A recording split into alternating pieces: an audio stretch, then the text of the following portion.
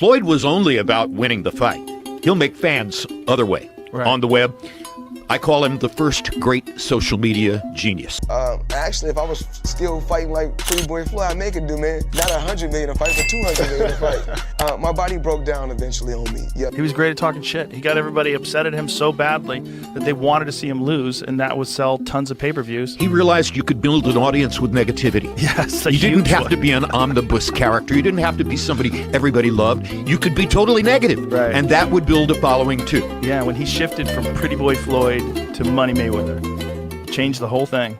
Floyd Mayweather's perfect 50-0 record has stood as an unbreakable monument in boxing, but a new challenger has emerged by the name Terence Crawford. While many believe Crawford's power and switch-hitting style would be the key to finally solving the Mayweather puzzle, one man who actually stood in the ring with Floyd has a chillingly different take. Sugar Shane Mosley isn't just speculating. He's laying out the one brutal condition under which Mayweather not only wins, but dominates. This isn't just a fantasy matchup.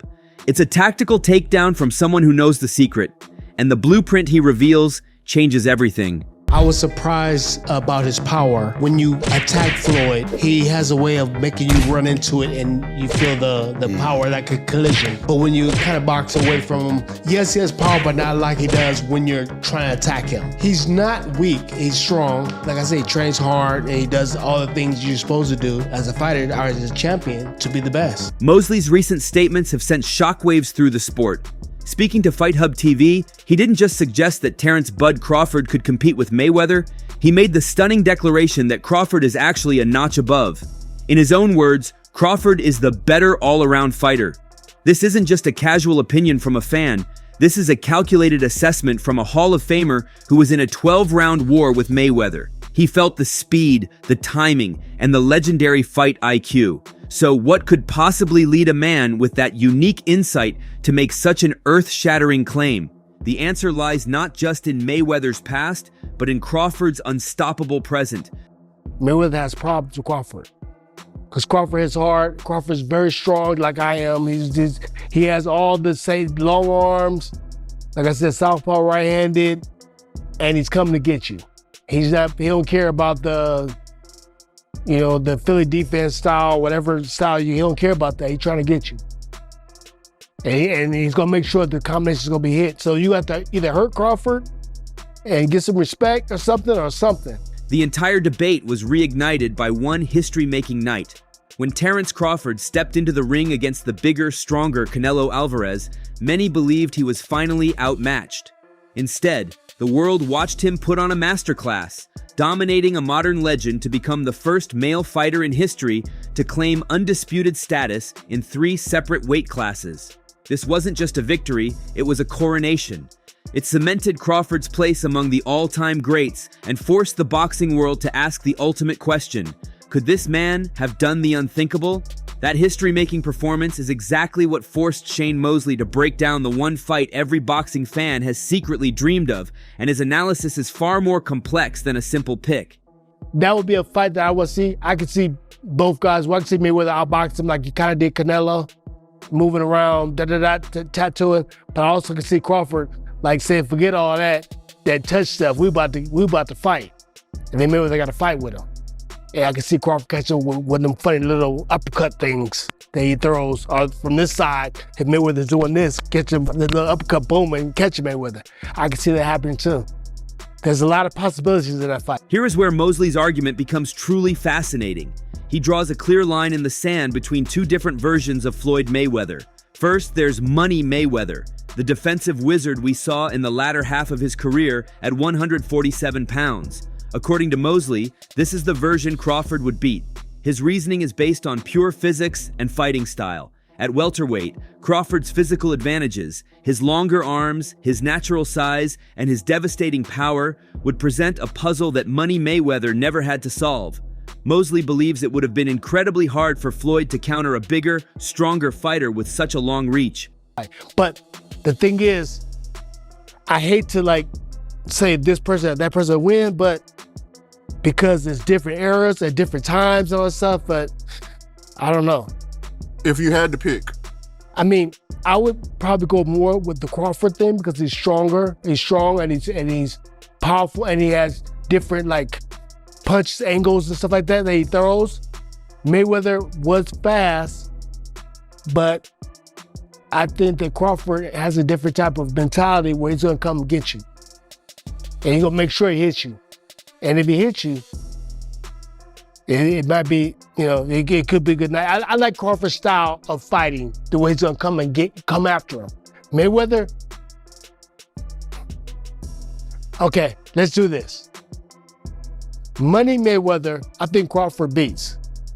Okay. While Mayweather's defense was legendary, his later career offense was about precision, not pressure. At 147 pounds, many experts, including Mosley, believe he simply wouldn't have the offensive tools or the raw power to keep a prime Terence Crawford off of him. Crawford could afford to walk through Floyd's counter shots to land his own devastating blows. This vulnerability to relentless pressure isn't just a theory, it's written in Mayweather's own history. They always told me, no southpaws, no southpaws. It's true. I mean, you see his style, it's really fit to fight a right-handed fighter. Now, he's fought some lefties. Zab Judah for one, and Chop Corley for another. Those guys gave him problems. He rose above the problems, they gave him problems. The blueprint was laid out in his grueling first fight with Jose Luis Castillo, and even in moments of trouble against southpaws like Zab Judah, who proved that awkward angles and aggression could disrupt the master's rhythm. Crawford wouldn't just be trying to outbox him, he'd be bringing a level of physicality and power that would systematically break down that famous Philly shell defense. But that wasn't the whole story, because Mosley wasn't talking about just one Floyd Mayweather. He's gonna fight. Now, money's just trying to get the money or whatever, and just whatever, so sell money and do whatever he's doing. But, so, Crawford, I think we gotta break him up. So Crawford, I would go with Crawford beating Money Mayweather. But Crawford beating Pretty Boy, that's a different type of act. In a stunning twist, Mosley revealed the one fighter he believes would defeat Terence Crawford, a younger, hungrier Floyd Mayweather known as Pretty Boy. This was the Mayweather of the 135-pound division. That's a Mayweather that I think nobody could possibly maybe beat.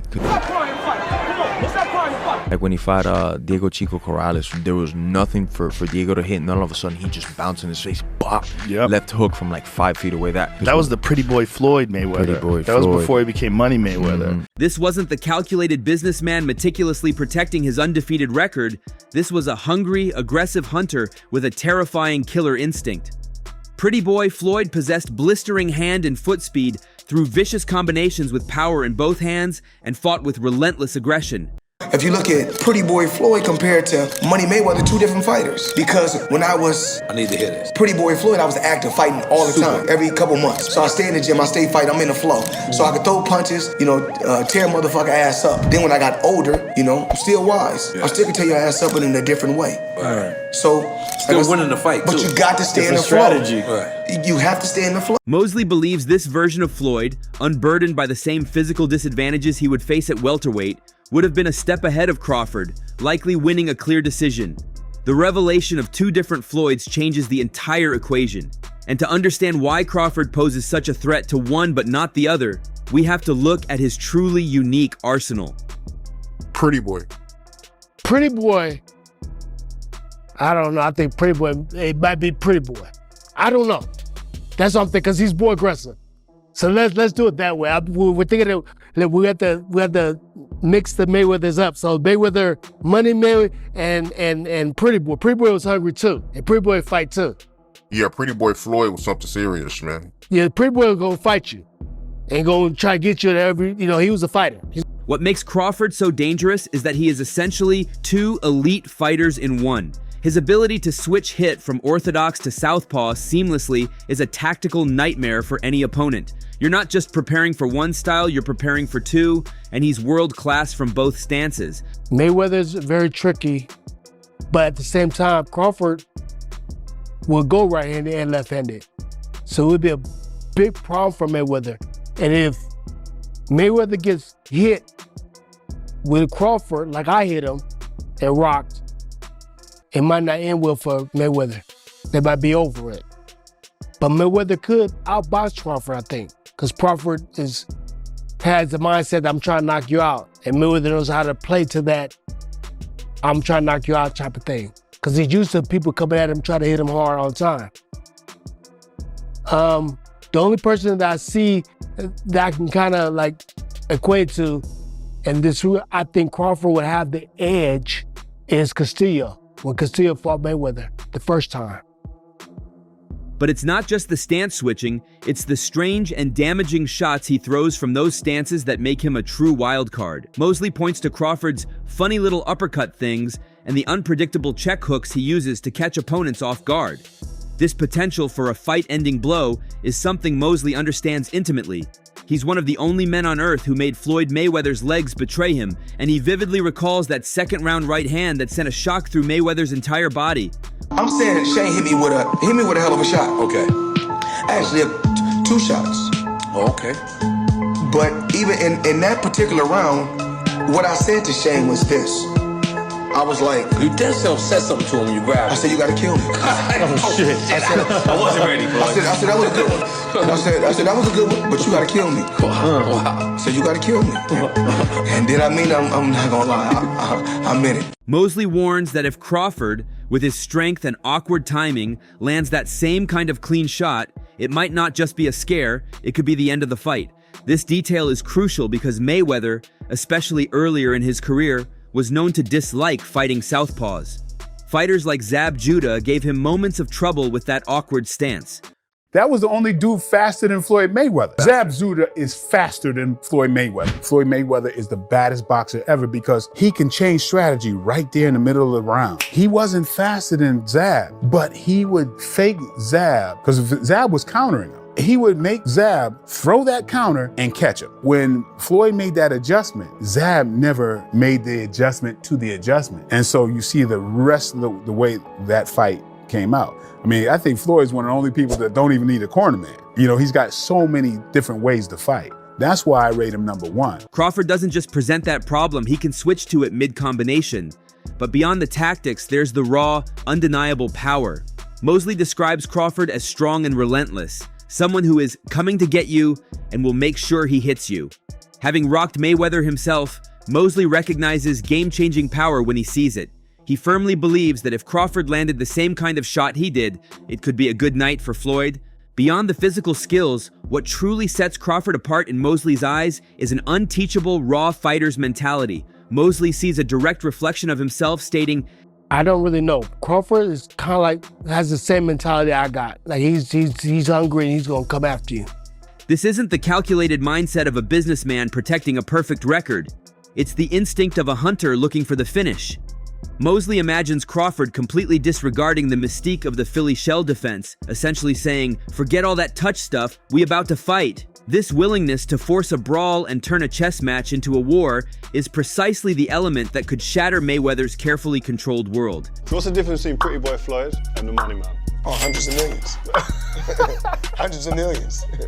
But, you know, Pretty Boy Floyd was a lot more explosive, a lot faster, a lot sharper, but it's about growth. The Money Mayweather, mentally is totally different. Did you change your style? Actually, if I was still fighting like Pretty Boy Floyd, I'd make it do, man. Not 100 million a fight, but 200 million a fight. My body broke down eventually on me. Yeah, you know, my last hurrah was the Arturo Gatti fight. Nobody seems to remember this because everybody's busy talking about Floyd and he picks the O and this and that. But the Floyd at 130 pounds was unbelievable. And he actually, I remember when he made the Gennaro Hernandez fight, when that fight was made, I'm like, man, I was like, this guy's going after the toughest of the world champions. That's crazy. And he's only been a pro for a couple of years, so he's out of his mind. Well, I was out of my mind for thinking that because Floyd ended up dominating Hernandez and causing him to retire. Mayweather was a master at controlling the pace and forcing his opponents to fight his fight, but Crawford simply wouldn't play that game. He would force an engagement, turning a chess match into a brawl. This calls to mind Mayweather's grueling first fight against Jose Luis Castillo, where relentless pressure gave him one of the toughest nights of his career.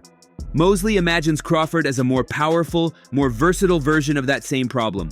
It's what Mosley calls that Deontay Wilder thing, the terrifying reality that against a puncher of that caliber, a perfect defense can be shattered in a single, heart-stopping moment. The reason why I say that is because... And shout out to Crawford. Crawford's